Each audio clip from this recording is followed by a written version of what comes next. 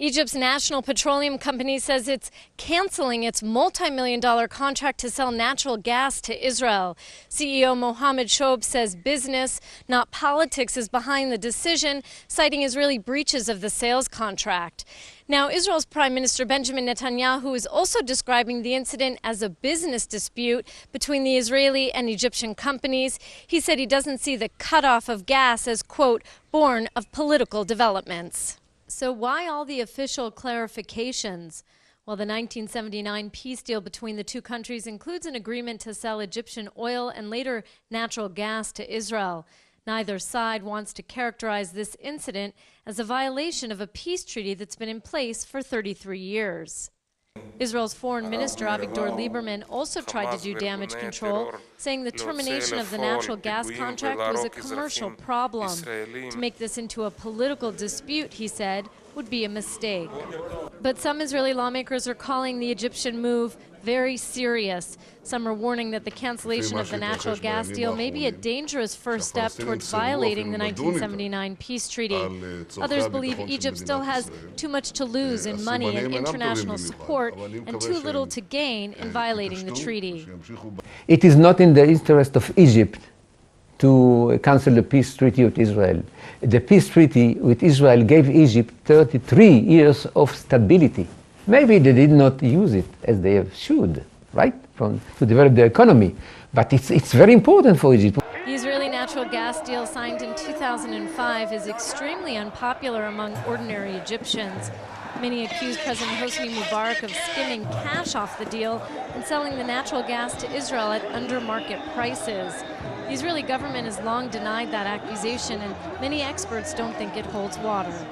I don't see why Egypt, and at that time it was Mubarak, the president of Egypt, would put pressure on his government to sell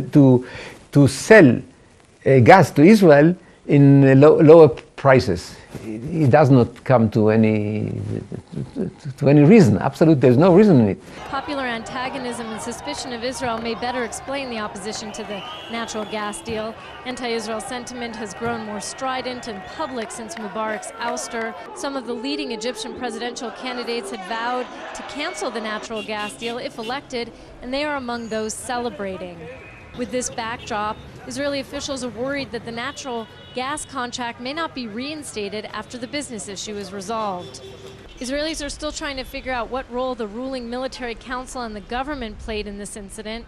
Some believe the petroleum company may have acted on its own in another sign of the political chaos that reigns in post-revolutionary Egypt.